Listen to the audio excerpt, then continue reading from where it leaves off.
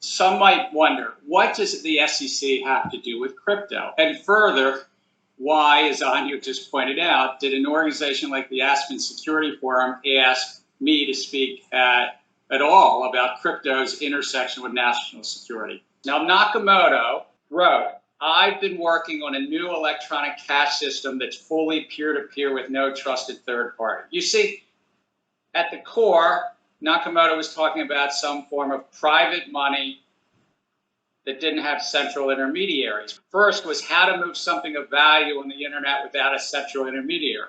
And that's where it can fit into national security. How to move something of value on the internet without a central intermediary. And relatedly, how to prevent what's called double spending of that valuable digital token. So subsequently, her innovation, or his innovation, spurred the development of crypto assets and what's called the underlying blockchain technology. I came to believe that though there was a lot of hype masquerading as reality in the crypto field, Nakamoto's innovation is real. And some in the public sector would say, well, no, almost like wishing it away. I really do think there's something real about the distributed ledger technology, moving value on the internet without a central intermediary. Further, it has been and could continue to be a catalyst for change in the fields of finance and money. We've had a long history since antiquity of private monies competing with public money. So this is not necessarily new, but it was new how it was done. Now, let me say we already live in an age of digital public monies. The dollar, euro, sterling, yen, and yes, yuan, all are digital. And if you had any doubt about that, it's obvious during the pandemic. I mean, who is actually using paper or coinage money in these days? So such public fiat monies fulfill the three functions of monies. Monetary economists have studied this for a long time. Store of value, unit of account, medium of exchange. Why do I raise that? Because my opinion is no single crypto asset, though, broadly fulfills all of the functions of money. Bitcoin has some of it, but not broadly fulfilling all three. Primarily, crypto assets provide a digital, scarce vehicle for speculative investment. Thus, in a sense, one can say they are highly speculative stores of value. Buy Bitcoin, it goes up. Maybe I have something better for my future and my retirement. But it's not really being used as a unit of account. And we also haven't seen that crypto has been used much as a medium of exchange, except for one large exception. To the extent that it is being used as a medium of exchange, it's usually often to skirt our laws with respect to anti-money laundering, sanctions, tax collection on the dark web, and yes, also it's enabled extortion via ransomware, as we had seen recently in Colonial Pipeline and elsewhere. Now, as a policy matter, I'm technology neutral. I would say as a personal matter, I wouldn't have gone to MIT if I weren't interested in how technology can expand access to finance and contribute to economic growth. And I wouldn't have spent so much time around the digital currency initiative at MIT and my colleagues there if I didn't think there was something here that could be a catalyst for real change. But I am anything but public policy neutral. In my current role, as new technologies come along, we need to be sure that we're achieving our core public policy goals. And in finance, what's that about? Protecting investors and consumers, guarding against illicit activity, and ensuring financial stability. The SEC. Well, we have a three-part mission for those who aren't familiar. Protecting investors, facilitating capital formation, and then in between, maintaining fair, orderly, and efficient markets. Investors, capital formation, and then the markets in between. We focus on financial stability as well as part of that fair, orderly, and efficient markets, but at our core, it's about investor protection. And if you want to invest in a digital, scarce, speculative store of value, that's fine. Good faith actors, by the way, since antiquity have been speculating on the value of gold and silver. So that's been around for thousands of years. Right now, though, in this digital, scarce, speculative asset, Bitcoin and others, we just don't have enough investor protection. And frankly, at this time, it's more like the Wild West than some sort of protection against fraud and manipulation in the space. Those tokens being offered. Many of them are offered and sold as security.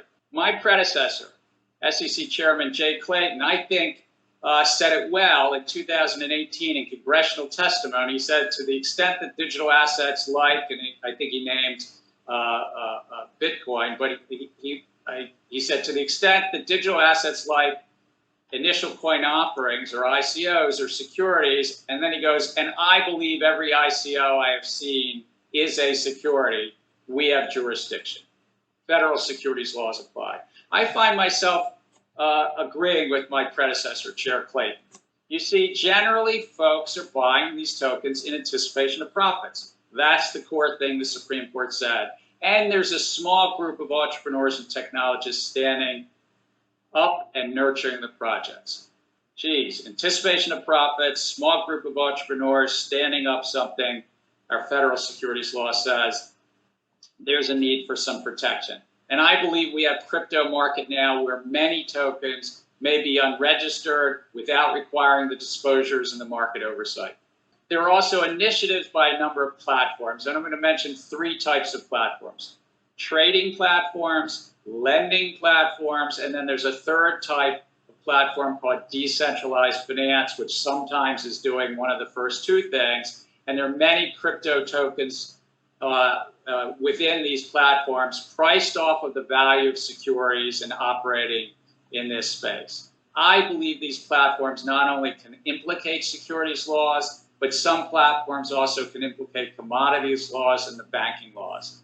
Now, just thinking about a platform right now, many of them have 50, maybe 100 different cryptocurrencies, crypto tokens trading on them. And while each token's legal status depends on its own facts and circumstances, the probability is quite remote that with 50 plus tokens, that none of them are securities. It just sort of belies sort of the arithmetic that I've learned and how I learned to think about probabilities at MIT. Moreover, unlike other trading markets where investors go through a broker or some other intermediary to access, let's say, the New York Stock Exchange or London Stock Exchange or even the Shanghai Stock Exchange, people can trade crypto trading directly. They can do it 24 hours a day, 7 days a week, and from around the globe. And for those thinking about national security, this is very much a 7-day-a-week, 24/7 market, with Asia retail participating, with U.S. retail, Latin America, African, European. It's a truly worldwide market that some unregulated foreign exchange facilitate U.S. investors tapping in through virtual private networks. Paul, your paper just ran a story on this in the last week. The American public is buying, selling, and lending crypto on trading, lending, and these DeFi platforms.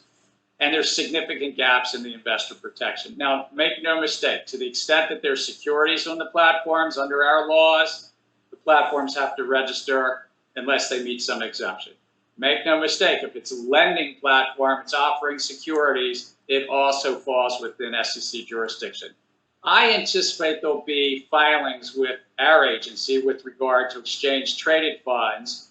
We have some already, but I anticipate we'll have some new ones under what's called the Investment Company Act. And when combined with other federal laws, the 40 Act provides significant investor protections. And given these important protections, I look forward to seeing what staff says about these filings coming forward related to these regulated Bitcoin futures trading on the Chicago Mercantile Exchange. Let me just say before I conclude, I'd like to note that we have taken and will continue to take our authorities as far as they can go. And certain rules related to crypto assets are well settled. For instance, the test to determine whether crypto asset is a security is clear. Now, some in the industry would say it's not clear enough, but I would say I agree with Jay Clayton. It's clear in this regard. There are some gaps in this space, though. I do think we need additional congressional authorities to prevent transactions, products, and platforms falling between regulatory cracks. I also think we need more resources. We could double or triple the number of people we have working on this at the SEC and still probably not fully cover this field.